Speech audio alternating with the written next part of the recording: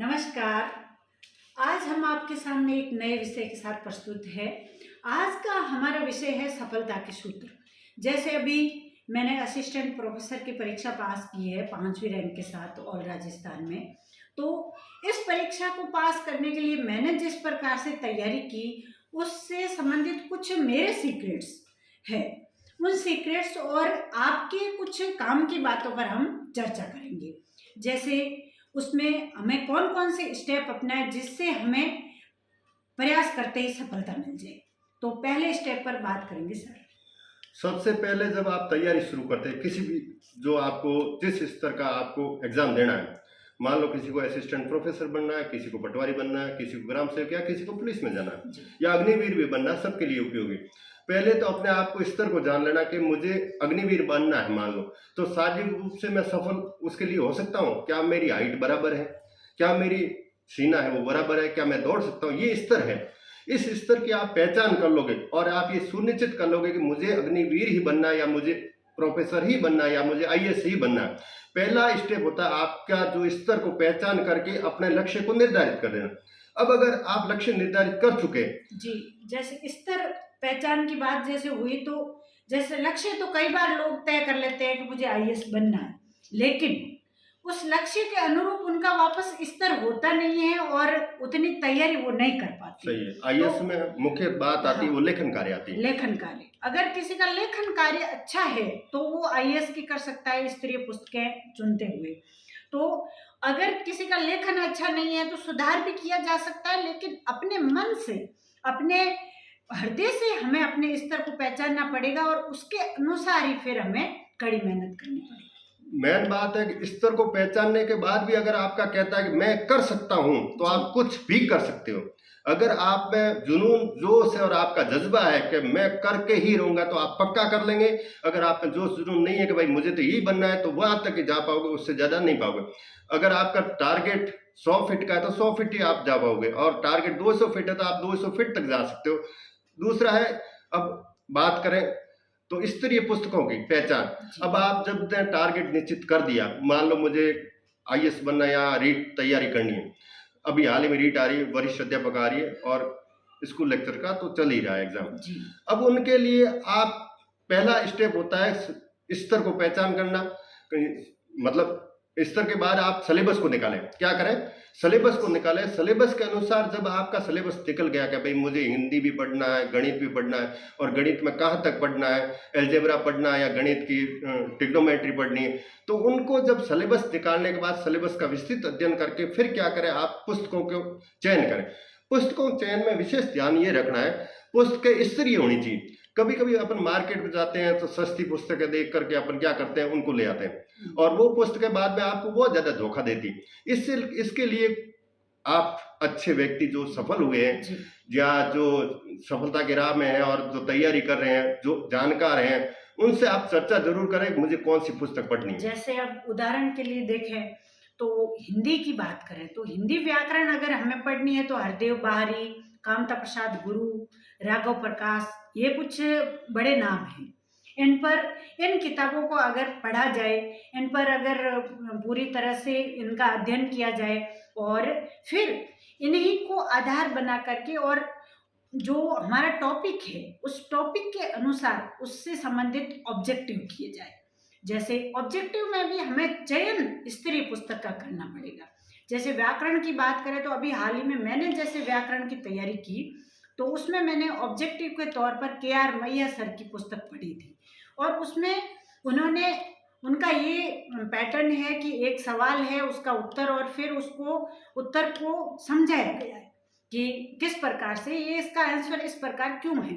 तो उसमें हमारा कॉन्सेप्ट भी क्लियर होता जाता है, ऑब्जेक्टिव भी हो जाता है और उसके साथ कॉन्सेप्ट भी क्लियर हो जाता है। जी। अब इसके साथ साथ आपको क्या करना, कोचिंग लेना चाहे तो कोचिंग संस्थान का चयन भी आपको बिल्कुल ध्यान रख के करना होता है। अब कोचिंग संस्थान कोई एक विशेष सब्जेक्ट का है तो अगर आप विशेष सब्जेक्ट का कर रहे हैं तो उसी विशेष सब्जेक्ट से उसको चयन करें। अगर आप समझते हो कि जीका का ये आपको अपने जब दोस्तों के साथ या जो मिलने वाले हैं, जो सेलेक्टेड है या जो तैयारी करे लॉन्ग टर्म से, उनसे बात करके पता कर सकते हैं कौन सा कोचिंग स्थान कौन सा बेटर है, कौन सी फीस बेटर है और कौन सा अपन को ज्यादा मतलब मौके देता है टेस्ट और देने के वगैरह। इसके साथ ऑनलाइन प्लेटफॉर्म सर्च करके भी पता चल सकता है कि भाई कौन से कोचिंग का अच्छा स्तर है, उसमें व्यूज देखकर भी पता चल सकता है। इस प्रकार जानकारी लेकर के और आ- कोचिंग को चयन कर सकते आज के समय में ऑनलाइन जैसा बेटर कोई है नहीं। एक व्यक्ति, अगर मैं झोंपड़े में रहता हूँ, मान लो घर में रहता हूँ, गांव में रहता हूँ, और मैं एफर्ट नहीं कर सकता कि शहर में जाकर के 3,000 का कमरा लूँ, 3,000 की खाद्य सामग्री हैं। खाऊं जी, और कम से कम 7-8 हजार रुपये महीना खर्च करूं, तो मुझे क्या करना है? सबसे पहले मेरे कमरे के अंदर पुस्तकों का चयन कर लेना, पुस्तकें ला के रख देना है, सिलेबस को चिपका देना है, सिलेबस को नोट कर लेना। उसके बाद वो कोचिंग संस्थान की सदस्यता ले लेनी है जो आपको उचित लगे। उसके साथ वो ऑनलाइन कोचिंग संस्थान की सदस्यता, जैसे मेरा और मैडम का दोनों का प्रथम श्रेणी एग्जाम था जो 2013 का था, उसमें चयन नहीं हुआ।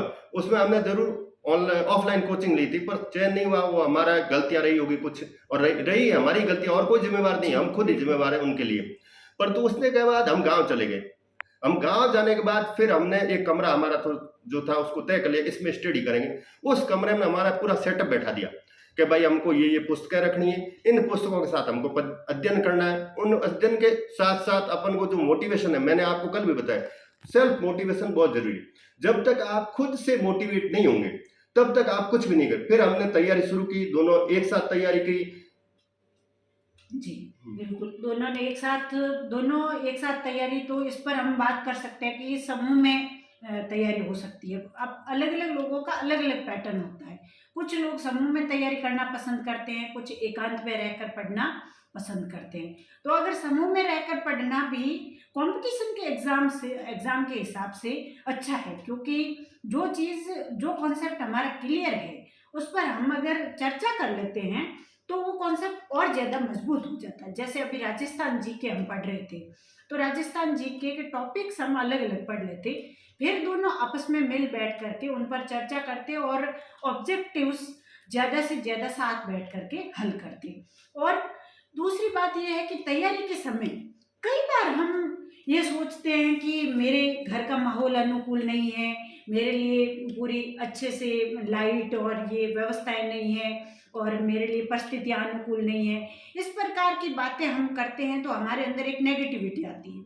उस नेगेटिविटी से तो हमें बचना ही पड़ेगा।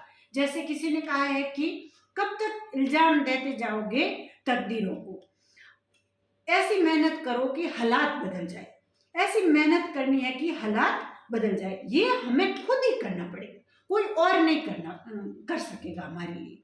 और इसके लिए किसी भी परिस्थिति, जैसे हमने पहले बात की थी कि किसी शादी में जाना है, समारोह में जाना है, सोशल मीडिया पर फेसबुक व्हाट्सएप पर दिन भर ऑनलाइन रहना है, ये सारी चीज़ें त्याग हमें करनी पड़ेगी। फिर हम किसी को दोष देते घूमेंगे तो ये कोई बात नहीं होगी। हमें अपनी मेहनत खुद करनी है और अपना सेल्फ मोटिवेशन हमें ही करना पड़ेगा।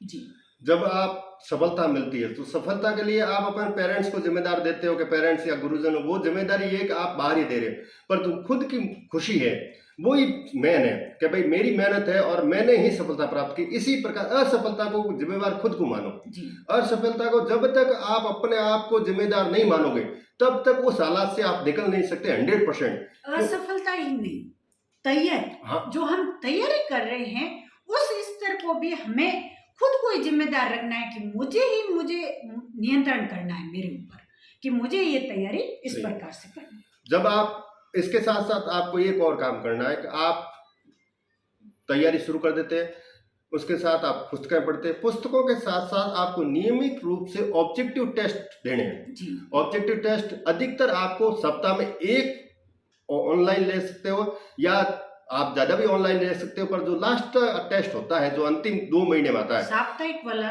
सही है। ऑफलाइन देना है। जी, उसको साप्ताहिक जो टेस्ट है ऑफलाइन देके जब आप ओएमआर शीट भरेंगे, क्वेश्चन पेपर आएगा और परीक्षा हॉल का माहौल मिलेगा। इस प्रकार जो टेस्ट सीरीज आयोजित करते हैं, जो भी संस्थान करते हैं, आप सब जानते हैं, उन टेस्ट संस्थान का जरूर आप सदस्यता ले लें। और वो साप्ताहिक टेस्ट आपकी होने वाली गलतियों का पूर्व अनुमान है। आप उन गलतियों से सुधार कर लेंगे और साप्ताहिक टेस्ट की कॉपी देके आते हैं और बाद में ओएमआर शीट से टैली करते हैं पेपर को, तब आपके अगर विश्लेषण सही ढंग से किया कि इस सवाल की गलती क्यों हुई, एक मुझे नहीं आ रहा था अलग मैटर है, एक नहीं आ रहा था, क्यों नहीं आ रहा है, उसमें सुधार करना। जैसे मेरी गणित वीक है तो मुझे गणित पे ज़्यादा जोर देना। जैसे अब 10 घंटे में से मान लो मेरे पास 8 सब्जेक्ट है, तो उसमें 2 घंटे दे दो, दूसरे को घंटा दो। तो इस प्रकार को आपको एक स्ट्रेटजी बनानी, जी मतलब एक प्लान बनाना। प्लान के तहत जब तक आप प्लान के तहत काम करेंगे और सुधार करते रहेंगे, हमेशा सुधार की गुंजाइश रखना कि मान लो मेरे रीट में 108 नंबर आए और मुझे ये प्रयास करना अगला साप्ताहिक टेस्ट दूं तो मुझे 110 लाने, जी उससे अगले साप्ताहिक में 112 लाने, 113 लाने। इस प्रकार की जब हालात, मतलब ये है कि अब आपको वो सब्जेक्ट पे ज्यादा जोर देना जो आपका कमजोर है। मान लो और इसमें ये है कि एक साथ जैसे हम टेस्ट देते हैं तो उस समय जो अपने प्रश्न पत्र करते समय गलती रही, जैसे ओएमआर का गोला भरने में गलती हो गई या फिर सवाल पढ़ने में गलती हो गई, अक्सर हो जाती है, पढ़ने में हम नहीं हैं या असत्य नहीं है, इस प्रकार की बातें पढ़कर अक्सर सवाल गलत कर जाते हैं। तो ऐसी गलती अगर होती है तो उसे नोट डाउन करना है और अपने सामने जो भी हमारी दीवार है या कोई बोर्ड लगा हुआ है उस पर लिख देना है कि मेरी ये गलती बार बार हो रही है, अगले टेस्ट में मुझे ये गलती नहीं करनी। और दूसरी ये है, इसमें एक बात और मैं बताना चाहूंगी कि जो प्रश्न पहले टेस्ट में गलत हुआ है वो तो वापस कभी गलत नहीं हो, और उससे संबंधित और भी जुड़ी हुई सारी जानकारी हमें इकट्ठा कर लेनी है कि इससे जुड़ा हुआ अगला सवाल क्या होता है। ये कई बार ये होता है कि जहां हम प्रश्नों को या उत्तर को पढ़ना छोड़ते हैं, वहां से आगे का सवाल हमारी परीक्षा में दिखाई देता है, तब हम सोचते हैं कि एक लाइन और पढ़ लेते तो ये हमारा उत्तर होता है। तो इसके लिए हमें जो हम पेपर हल कर रहे हैं उसका विस्तृत रूप से अध्ययन कर लेना है, वापस आकर विश्लेषण करना है। अध्ययन क्या, विश्लेषण पूरा का पूरा कि इस सवाल का ये हल हो सकता है। अब आप डेली टेस्ट देते हो, मान लो 30 सवाल अटेंड करते हो, 30 सवाल में से आपको 25 आ रहे हैं, उन 25 पे ज्यादा जोर नहीं देना, 25 को आपको एक बार दोहराव कर लेना, छोड़ देना। जो 5 सवाल है उस 5 सवाल को इस प्रकार याद कर लो कि दोबारा कभी भी आए तो उसका हल अपन को आना चाहिए। उसके लिए कुछ क्या एक प्लान बनता है। जैसे आपको जो सवाल नहीं आ रहा, बार बार आप भूल रहे, उसको पन्ने पे लिख के दीवार पे चिपका दो या दीवार पे नोट डाल दो और उसको बार बार आप जब उठो, सुबह 4 बजे उठते हो तो उस पन्ने पे नजर डालो। ऐसे अगर आप 3-4 दिन 5 दिन नजर डालते रहेंगे और बार बार पढ़ते रहेंगे, घंटे या 2 घंटे के बाद जब आप अपने आप को फ्रेश करते हो या गाना सुन रहे हो या आप परिवार के सदस्यों के साथ बात कर रहे हो या मार्केट जा रहे हो तो पर्ची जेब में रखो, इस प्रकार की रणनीति अपनाओगे। अब जो परीक्षा का सफलता का कोई शॉर्टकट नहीं है। सफलता के लिए आपको अपना 100% देना पड़ेगा। 100% का मतलब ये है कि कोई बच्चा टैलेंटेड है 5 घंटे से तो उसका 100% 5 घंटा है। जैसे मेरी तरह सामान्य है तो मुझे 12-14 घंटे देने पड़ेंगे, और भी कुछ ज़्यादा भी कमजोर है तो उसको 18 घंटे देने।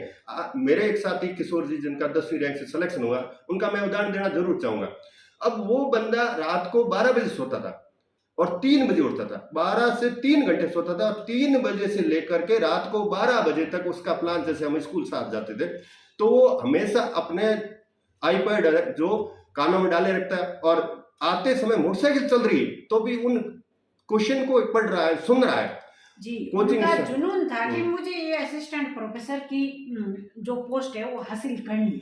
और जुनून जब व्यक्ति में जाग जाता है, व्यक्ति चाहता है कि मुझे ये बनना है, तब फिर वो उसके प्रयास भी उस पंक्ति में अपने आप सीढ़ी दर सीढ़ी बढ़ते रहेंगे। और उनका 10वीं रैंक से सिलेक्शन हुआ।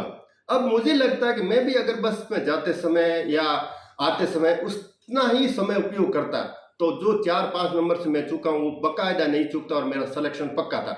अब ये तो आपके सामने उदाहरण है। अब आपको पढ़ाई कैसे करनी, सामूहिक रूप से पढ़ सकते हो सामूहिक पढ़े, सिंगल पढ़ सकते हो सिंगल पढ़े, परंतु करना ये 100% पढ़ाई ही करनी है। बाकी आप रूम बंद करके सोशल मीडिया को चलाएंगे या ये करेंगे, फिर कहेंगे कि मम्मी मुझे माहौल नहीं मिला, मुझे कोचिंग नहीं दिलवाई या मुझे एसी वाला रूम नहीं मिला, मेरे को आपने भेजा नहीं। उसके लिए कोई जिम्मेवार नहीं, खुद ही जिम्मेवार है। और उसके लिए आपको ये करना पड़ेगा, सब कुछ छोड़ना पड़ेगा और छोड़ करके आपको केवल पढ़ाई पकड़ लोगे तो जब आपको सफलता मिलेगी तब आपको जिस प्रकार सोशल मीडिया में आज लक्ष्मी जी को रेस्पॉन्स मिल रहा है ऐसा रेस्पॉन्स ही मिलेगा, जहां तक मुझे विश्वास है जी। अब दूसरी बात, एक और बात कर लेते हैं। अब एक अपन क्या करते हैं, जो अनैतिक साधन होते हैं उन पे सोचते हैं कि भाई मैं मेरा सिलेक्शन पैसे दे के करवा दूं या मेरा सिलेक्शन नकल करके करवा दूं। इस प्रकार के अनैतिक होते ही नहीं है। आपके दिमाग से निकाल दो कि मुझे ये काम होते ही नहीं हो भी रहे हैं तो मेरे लिए लायक नहीं है, मुझे मेरे प्रयास से ही सफलता प्राप्त करनी है। और जब आप प्रयास करोगे, इन चीजों को दिमाग से निकाल देंगे, इन नेगेटिव बातों को तो दिमाग में बिल्कुल लाना ही नहीं, नेगेटिव से हमेशा दूर रहना है, पॉजिटिव को पास रखो, पॉजिटिव गाने सुनो, पॉजिटिव जो भी नोट है उनको लगा के रखो, पॉजिटिव व्यक्तियों से मिलो जो आपको मोटिवेट करे, ऐसे व्यक्तियों का समूह बना के रहो। मैं तो एक ही बात कहूंगी कि आप अपने लक्ष्य को दिन में जितनी बार याद कर सकते हो याद कीजिए, तो आपका पूरा का पूरा ध्यान अपनी किताबें या अपनी स्ट्रेटेजी पर ही रहेगा कि मुझे अब आगे क्या करना है। क्योंकि लक्ष्य जब दिखाई देता रहता है तब अपने आप व्यक्ति उसकी ओर आगे बढ़ता रहता है, उसके मन में किसी प्रकार का कोई दूसरा भाव आ ही नहीं सकता। जी, इस वीडियो को share, like and subscribe please करें। धन्यवाद।